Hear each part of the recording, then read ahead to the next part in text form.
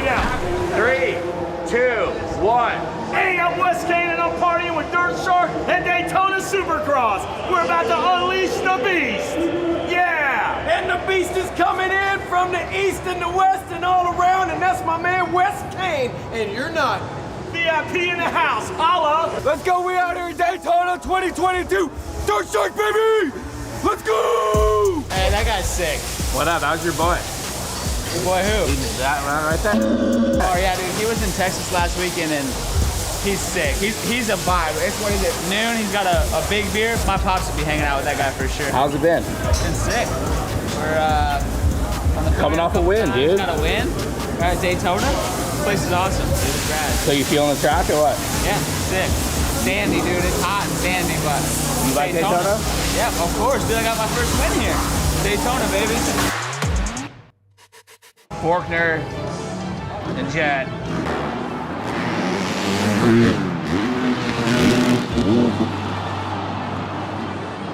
What's your whole take on it?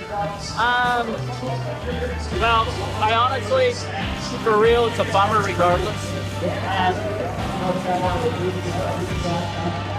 Just got out of control, was on the outside, the rail around. Austin was on the inside.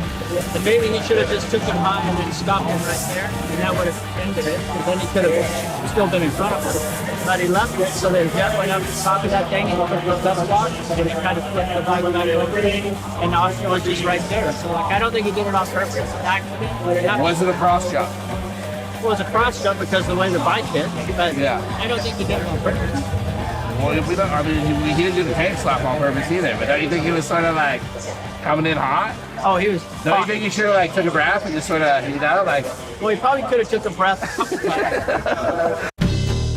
Brandis, yeah. I got my eye on you, dude. This is the closest we get to outdoors, right, Daytona? Yeah, but it's not really outdoors. But yeah, I mean, we see. It's only my second Daytona in 450, so I don't really know what to expect. So we see. I give my best. That's You like Daytona? Yes and no. I like the style, but the sand, like, when you're behind someone and you can see shit, like, I'm like, no. Okay. So yes and no. You're a Daytona guy now? I guess now. I did all my training on that hard pack in California, and we're out here, so I feel good. Bike feels good, so just hoping to keep this ball rolling. Dude, I usually see you go hard in the streets here, not on the track. You know what I mean? Have you seen it here? I'm getting older, so the streets I'm getting a little softer. Have you seen Daytona? It's wild this year. A lot of people here. Are you kidding me? COVID's over. Florida really didn't care about it in general, so dude, it's probably been wilding for a while now, but this is where people come, you know, to wild out this week, so it's probably some good scenery. The 450 class, it's pretty heavy this year, huh? Yeah, it is. Lots of good guys, and in a tight battle right now with Jason. So, What about Anderson? Where did he come from? He's sort of on it, right? he's on it. Right? Is he riding different the past years? Is it sort of the same style when you get with him, or how's it go? I mean, he seems more competitive this year. I mean, I have to say we both stepped up this year. Yeah. But so yeah, we're the guys right now. You guys sort of ride clean. Everybody else is taking each other out. You guys ride clean. What's up with that? So far, I think we know we're both fast enough to get each other back, kind of thing. Yeah. And when that happens, that's when you see more of the respect. Okay. And why are you so fast in Daytona? It's just, dude, it is Daytona. It's like you're either good in it or you're not. It's sandy. It's got like moto in it. Yeah. It's got soupy in it. It's got a little bit of everything. You told me your secret at the airport the other day, but I'm not going to tell anybody, so don't worry. Yeah, don't tell anyone about that one.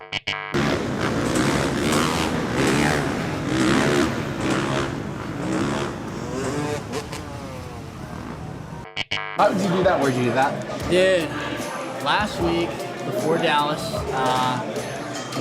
found a really good setting. Was going around this corner. Came out to hit this double and just clicked neutral and kind of lawn darted into the face of the next one and just tried to punch the ground. And the ground punched me back. So how long you out?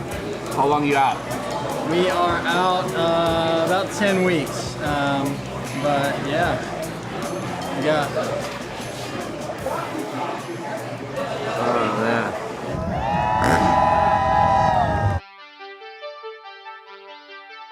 Another weekend, man. We're here and we're racing. So. That practice, dude. You came in that one. Was that the dragon back? What was that? That dragon back, dude. That wheelie.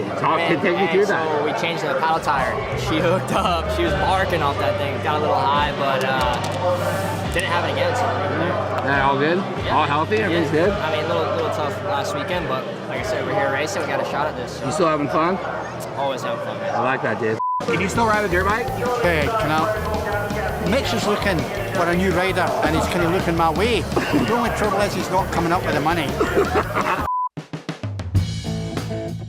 Dude, this East Coast class is wiped out. Dude, now, yeah, everyone was saying how stacked it was, and literally 2 weeks later, it looks like the West Coast a little bit. It's rough. It's rough. People get injured, and there was some craziness, but I was out of it. You know, I got that shit done a couple weeks ago. Ice. This is your spot, dude. Daytona. This is where it all started. Florida, follow the palm trees and the pina coladas and the motocross. Did you bring the 5.0 or what? I couldn't fit everybody in. Okay. Going with the crew, huh? Even with the top down and the hair, I couldn't do it. All right, so hey, dude, 2022, racing's good, dude. Anderson, Tomac, I mean, it's stacked, dude. Talk to me about the racing. Well, the racing this year is a lot tighter than OJ's glove. So it's on fire. I'm excited. Everybody's all pumped, and that's the cool thing about it. You know, I'm pulling for Anderson because I'm always Team Kawasaki. You know, I stay with that, but tonight's a real big night if Tomac wins. You know, he sets the record, so it could be 6. Check out Ice. Check that out. Hey, big shout out to the Supercross. I like that. Natanael Cano. Acá andamos apoyando al Supercross en Daytona, Florida, Daytona Beach. Su compita Natal. Hey, what's up? Who's your favorite rider? My favorite rider, el hombre, the 21, Jason Anderson. You like Supercross? I like Supercross. I like dirt bikes a lot. Do you ride? I ride, for sure. What kind of bike you got? I gas. You gonna party tonight? Party tonight for sure with Monster Crew. Daytona. Big shout out.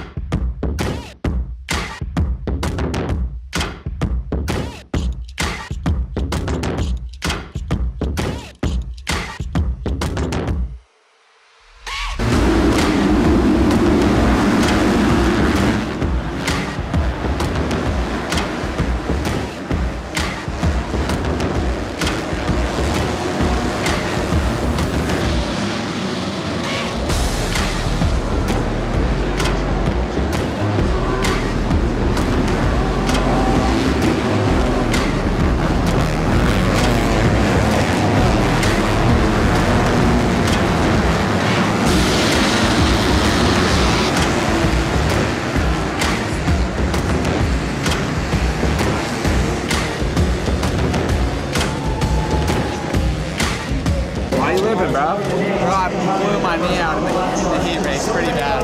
Dude, that was gnarly. I got a terrible start. I was probably 10, and I battled through, and I got up to like, I don't know, maybe 5th. And dude, RJ and Pierce and I were dicing it up and like dicing. Dude, the track is so back and forth that like we're jumping and I got my front wheel jumped into a few times. I'm sure everyone else did. Like, dude, it was sketchy. So, man, like, I'll get sketchy if I have to, but we know. Oh yeah, you guys know. So we got it done somewhat. I've been waiting for this, dude. Yeah, it's been freaking a rough off season. Frick, I went through so much from Epstein Barr to another stomach thing, and then hurt my shoulder, hurt my pelvis. 10 days back on the bike, and yeah, this is unreal. I can't be more stoked. Yo, guys. Whoa. That was a good race, dude. That was a good race. It was good. I mean, I put myself in a good position, and then the rest is history. I mean, we just tried to go for it. I had some freaking sketchy moments. Oh my god. But I mean, Daytona just kind of whipped me a little bit of a few mistakes. It's kind of, hey, don't get too happy. So it was fun. Definitely a dream come true. Gotcha.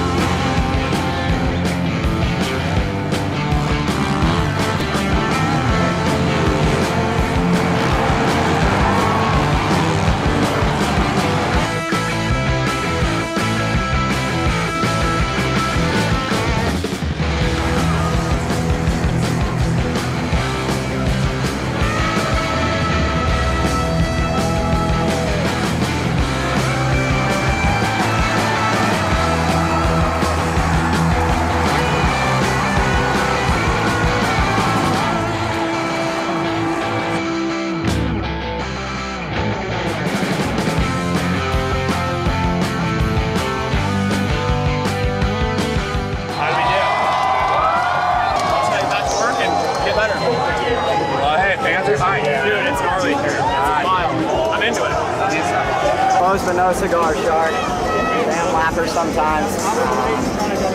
Sucks, but it is what it is. I'm back and back in next year. I was close but no cigar. How many is that? Dude, 6. Is that the record? That's the record. That was a hell of a race, dude, man. Dude, all the way to the end. I mean, what was like 2 to go? We were just like pacing each other the whole time, or just on each other. Felt like I was making time in the loops. I thought I was right. Yeah. Anyway, little lapper in the way, but I was winning anyway. So bad fun for you. Am I allowed to call you the King of Daytona? I think so now.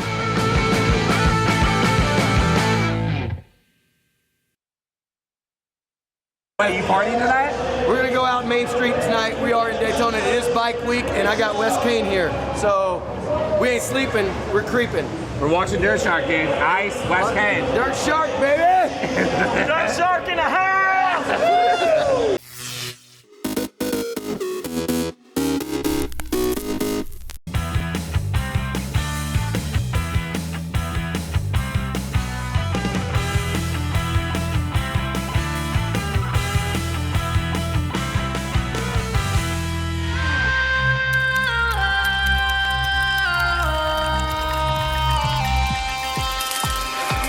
Make me come alive, come on and turn me on. Touch me, save my life, come on and turn me on. I'm so young to die, come on and turn me on. Turn me on, turn me on, turn me on, turn me on. Make me come alive, come on and turn me on. Touch me, save my life, come on and turn me on. I'm so young to die, come on and turn me on. Turn me on, turn me on, turn me on, turn me on.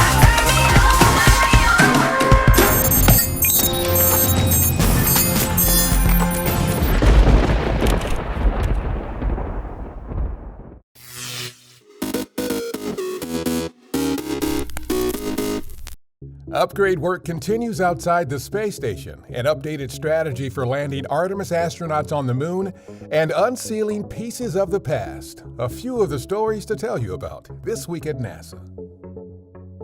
On March 23rd, the crew on board the International Space Station conducted the second spacewalk this month to continue upgrades to the orbiting laboratory.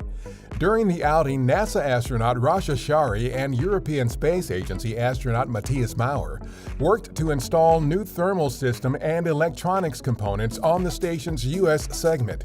They also worked to install a power and data cable on the Columbus module's Bartolomeo science platform, replace an external camera on the station's truss, and conduct other upgrades to station hardware. Also on March 23rd, we announced plans to create additional opportunities for commercial companies to develop an astronaut moonlander that can transport humans between our lunar orbiting space station known as Gateway and the lunar surface for missions beyond Artemis 3, which will be the first mission to land astronauts on the moon in more than 50 years. The announcement is part of a strategy by the agency to pursue 2 parallel paths for continuing lunar lander development and demonstration, one that calls for additional work under an existing contract with commercial partner SpaceX, and another open to all other U.S. companies. This effort is meant to maximize NASA's support for competition and provides redundancy in services to help ensure NASA's ability to transport astronauts to the lunar surface. One of the last unopened Apollo-era lunar samples collected 50 years ago during Apollo 17 has been opened at our Johnson Space Center in Houston.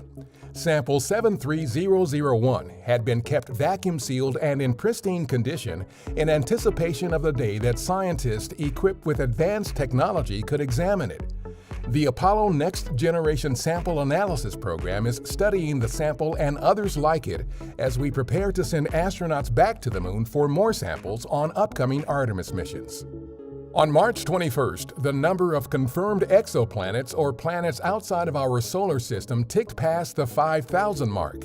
The milestone was reached when the latest batch of 65 exoplanets was added to the NASA Exoplanet Archive. This stream of exoplanet discoveries that began 30 years ago includes contributions from NASA's TESS, Kepler, and Spitzer space telescopes, with more discoveries possible in the future from our James Webb and Nancy Grace Roman space telescopes. On March 22nd, the newest U.S. European sea level satellite named Sentinel-6 Michael Freilich became the official reference satellite for global sea level measurements. This means that sea surface height data collected by other satellites will be compared to the information produced by Sentinel-6 Michael Freilich to ensure accuracy. The satellite, which is named after NASA's former Earth Science Division Director, the late Dr. Michael Freilich, was launched in November 2020. That's what's up this week at NASA. For more on these and other stories, follow us on the web at nasa.gov/twan.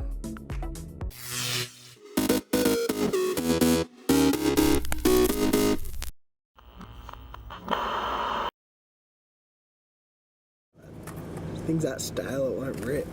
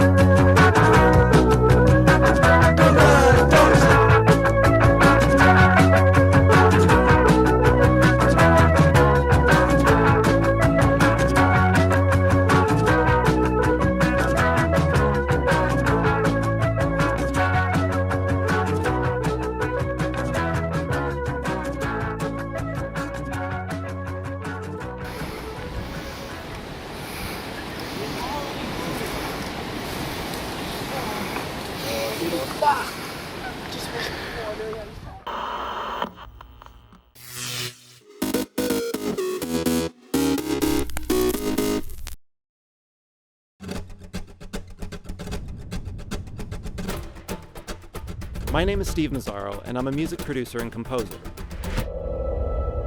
Music has become a fundamental part of the human experience. It can unite us in celebration, in joy, and even in sadness. It is the literal accompaniment to our lives. My job is to create music that tells a story. Bentley approached me to design a piece to showcase its pinnacle audio system, which is engineered and developed by the British company Name. It had to be the ultimate in-car sound experience, not only showcasing the power and craft of the system, but also reflecting Bentley's own design values.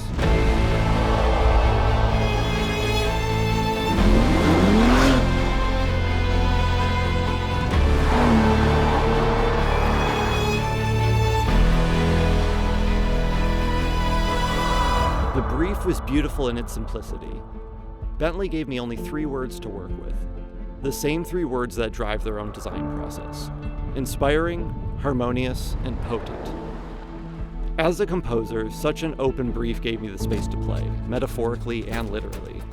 My approach was to create a long piece, nearly 10 minutes, with a consistent motif and theme throughout, but presented in 3 different musical styles. So we moved from the stirring sounds of flamenco guitar and the rhythms of ethnic percussion through swelling strings and orchestration, and finally to bass-driven electronica that underpins solo electric guitar.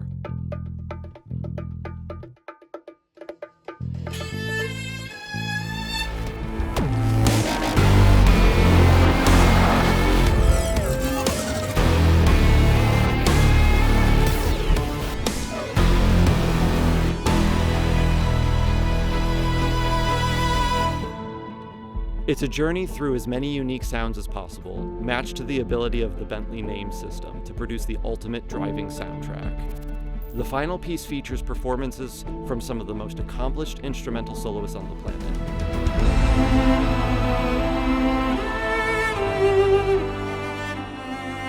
This project is a coming together of artisans, those musicians, the technicians at NAME, and the craftspeople at the Bentley factory in Crewe, England. And the result is even more than the sum of its parts.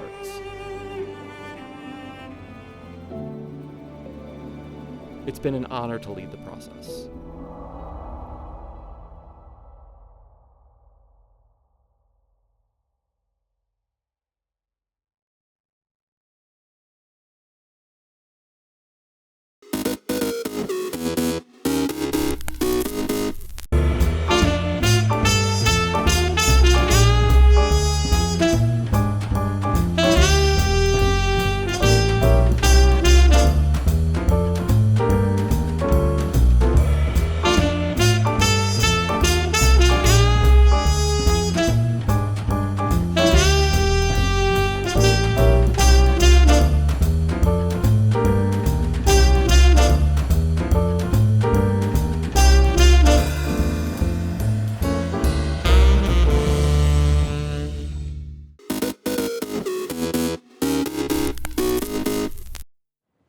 What does the Drakensberg mean to me?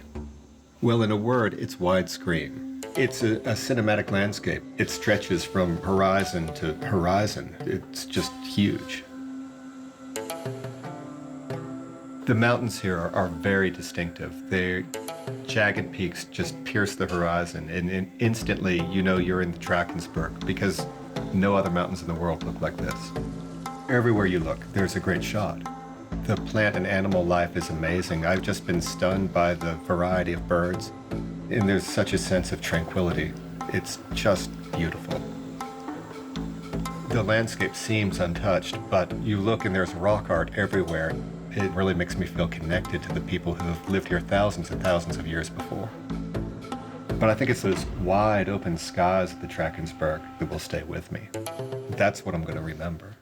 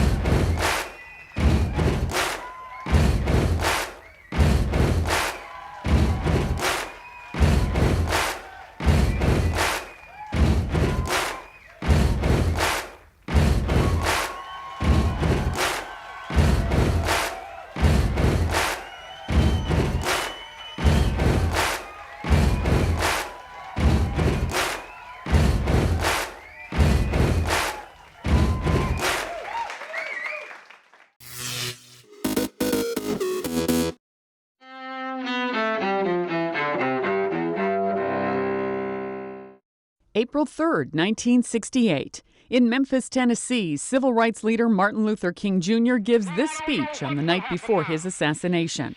We've got some difficult days ahead. But it really doesn't matter with me now, because I've been to the mountaintop. 1936, Bruno Richard Hauptmann is electrocuted in Trenton, New Jersey for the kidnap and murder of aviator Charles Lindbergh's infant son. 1948, President Harry Truman signs the Marshall Plan. The aid package helps European allies rebuild after World War II and resist communism. 1882, Jesse James, the notorious Wild West outlaw, is shot to death in St. Joseph, Missouri. Robert Ford, a member of the James gang, pulls the trigger. James' brother Frank surrenders months later. 1860, another iconic chapter from America's Wild West years. The legendary Pony Express begins service between St. Joseph, Missouri and Sacramento, California. And 1924. Actor Marlon Brando was born in Omaha, Nebraska. Among his movie credits, A Streetcar Named Desire, On the Waterfront, and The Godfather. Today in history, April 3rd. Sandy Kozel, The Associated Press.